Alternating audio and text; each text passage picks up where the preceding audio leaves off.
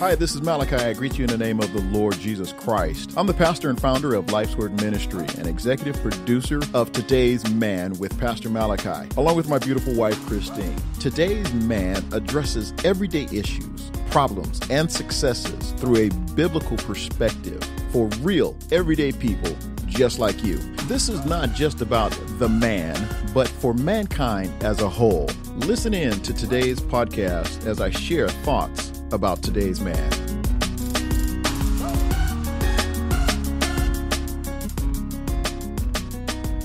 Hello and welcome to the show. I'm your host, Pastor Malachi. Today I want to talk about something that affects all of us, both men and women alike. Yes, this is Today's Man's podcast, but I want to address something that affects every man and woman: values. How do they define who you are? There's two questions you need to ask yourself. Number one, do I know what my values are? And number two, how do people view my values? It's a fact that if people come to you and they're comfortable being able to come to you with gossip, unlawful acts, cheating and dishonesty, lying, that those people really do not respect you or your values. Your values should be so respected that people will think twice about coming to you with anything that is dishonest or corrupt. That's how strong your values should be, that people will even tell other people, don't go to him or don't go to her. They are not like that. They do not listen to gossip. They don't talk about anybody, the goody two shoes. They don't gossip, none of that. That's when you know that people really respect you and your values. Think about it. How comfortable is it that people can come to you with anything that's negative? Are they comfortable coming to you first? You need to check that. Values. What are values? Values are a person's principles or standards of behavior. It's your judgment of what is important in life, in your life, and in others' lives. Many claim today to know and understand their own values, but I tend to believe that you don't really know your values until you have, number one, articulated them clearly in writing, and secondly, tested them through daily decision making. Because much like ministry business core values, your personal core values are there to guide your behavior and your choice. Get them right and you'll be efficient and focused in your decision making with a clear direction. And get them wrong or leave them ambiguous, and you'll constantly wonder, how did I get into this mess? I've asked myself many times in my life, how the heck did I get myself into this mess? But you know, although your personal core values may not exactly match anyone else's, and you know, that's okay. They shouldn't. They still help you determine your surrounding culture, those that you surround yourself with, your neighborhood, your home, your neighbors, the people that you hang out with. Most people that are intelligent, and I definitely consider all of you intelligent because you're listening to me today or tonight. But consciously or unconsciously, you use personal core values to select friendship, relationships, and business partnerships. Your core values also help you wisely manage your personal resources, such as your time and your money. Simply put, you should use your personal core values as decision guidelines that keep you true to yourself and will help you out of many, many difficult situations. Values. How do they define who you are? Do you know what your values are? How do other people view your values? Let me give you 6 brief descriptions of a few of my values. The first value is honesty. In today's society, so many people in life are skilled liars. Look at the White House. Skilled liars. That has never been one of my skills, lying. Never has been one of my skills. didn't like lying. Even though I have lied in my time, I did not like it. It just wasn't me. It wasn't a part of who I was. And there are people that can lie so creatively, so beautifully that they believe their own lies. And there are people in business and in ministry that you just cannot trust because of their character and their values. That's really sad when you cannot trust people in ministry because of their character and their values. This is why I try my best to be honest with everyone. Chris Como from CNN has a show called Primetime, and he brings different guests on there, and he be jacking them. I mean, he really gives it to them as far as the hard questions. But he tells all of his guests on his show when asking those tough questions, just tell the truth. That's a great motto to have. Just tell the truth.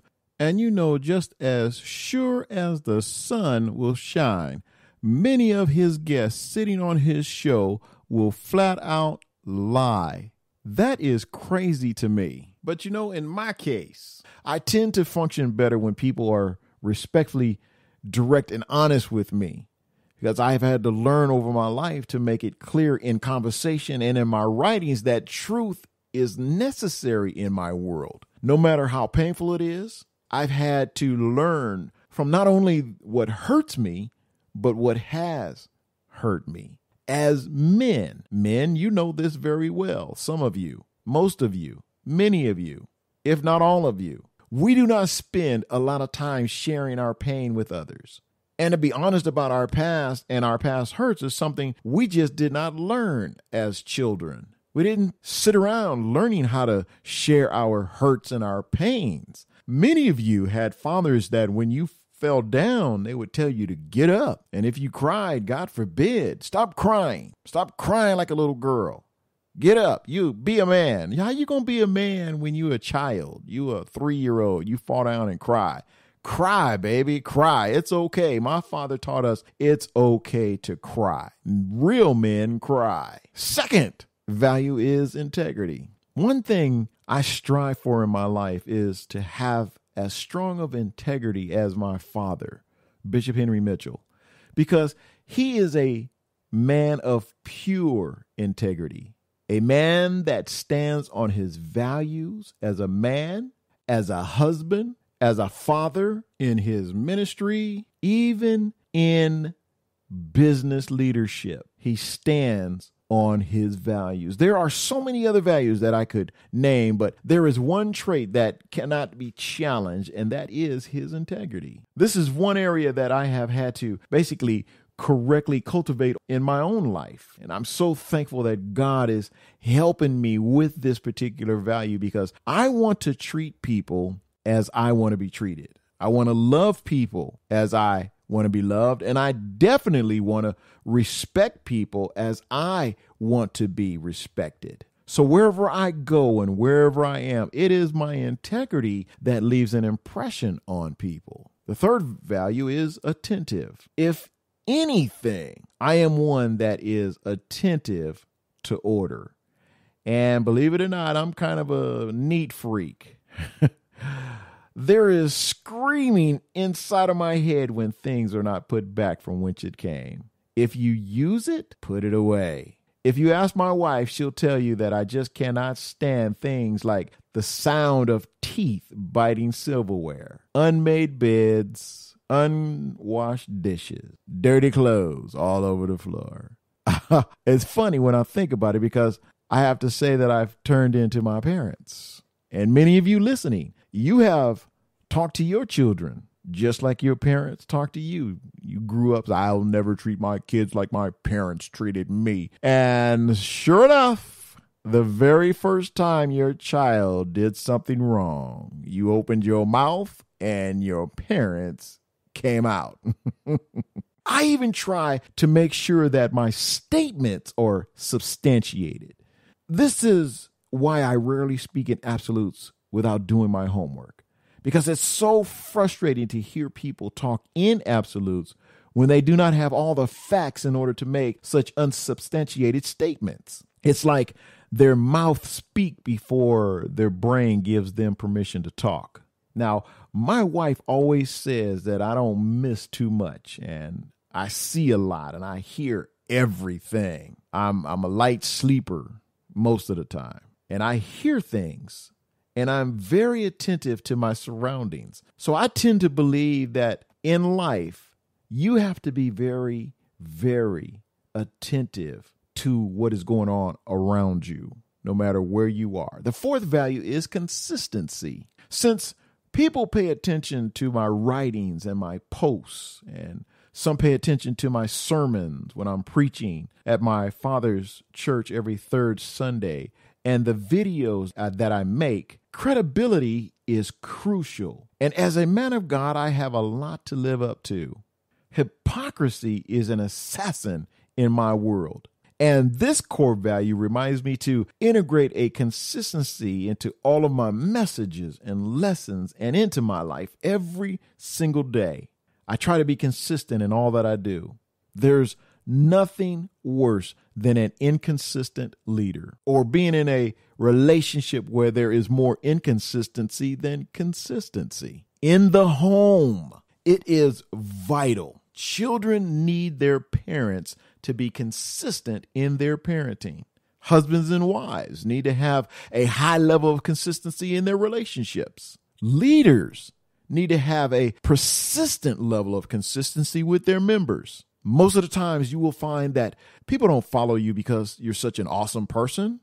No, they follow you because, one, they trust you, and two, you're consistent in your leadership. And three, they follow you because they love the first two. The fifth value is creativity. Being creative, many people will not understand you. They don't understand your flow. They don't understand your gift. They don't understand your talents. There are many times in my life when I have to remind myself that I need to take extra steps to make my messages compelling so I can intrigue and captivate and entertain and connect with my audience.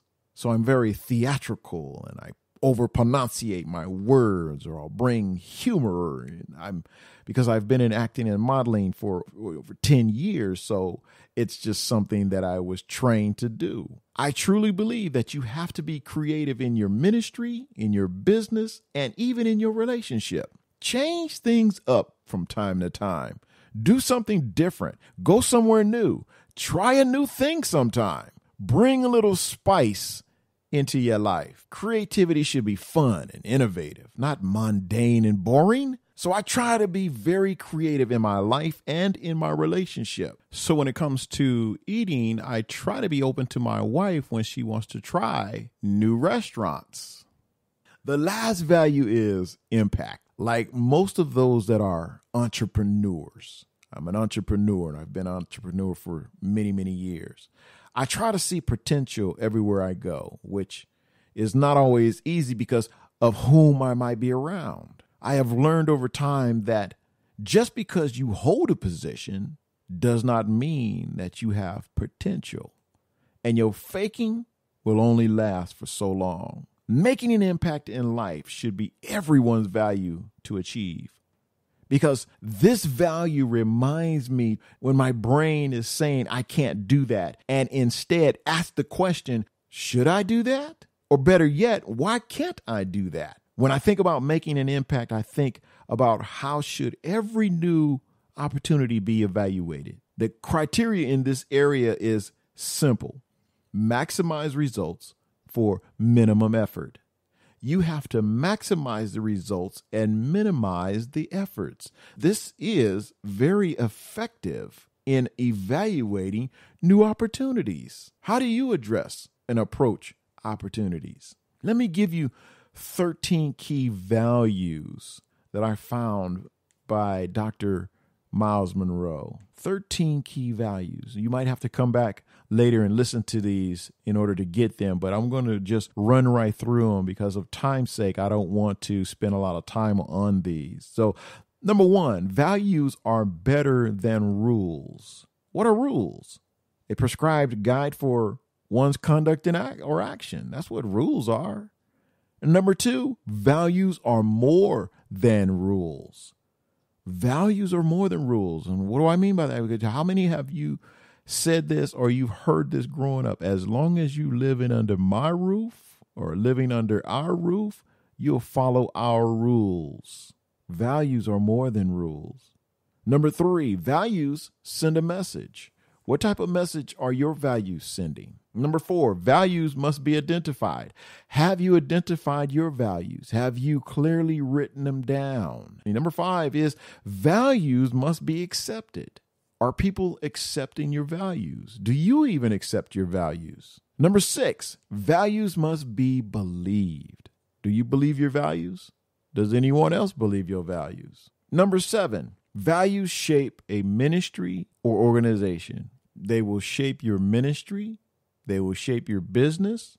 They will shape your culture. They will shape your organization. Number 8, values are personal, but never private.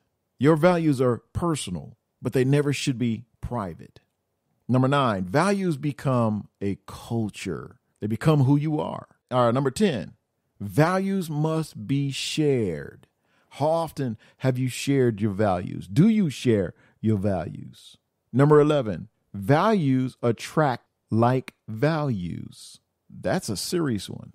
Values attract like values. If you have poor values, you're going to attract poor values.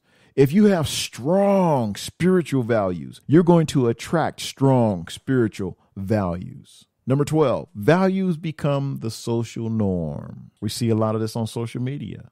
Your values become the social norm. Number 13, values can create or destroy. Your values can create or they can destroy. It's a choice. I try to follow the word of God instinctively without consideration. In other words, stop considering myself first. My personal traits that are not so positive don't qualify in my mind as core values because they are unnecessary in my decision-making process. They only get in the way of positive decision-making and leading effectively in God. I don't want negative personal traits in my decision-making. I hope you consider your own personal values and live in such a way that others are affected in a positive way. That when you leave, your values speaks volumes. Be sure to listen to my weekly podcast, the Today's Man with Pastor Malachi. And for the women, it is with great pleasure to introduce to you and your lady friends a brand new podcast just for you called Spiced Wife. It's a brand new podcast show about sex and marriage by none other than my own daughter, Ashlyn Watkins. And I mean, it is definitely spiced. To learn more, go to www.spicedwife.com.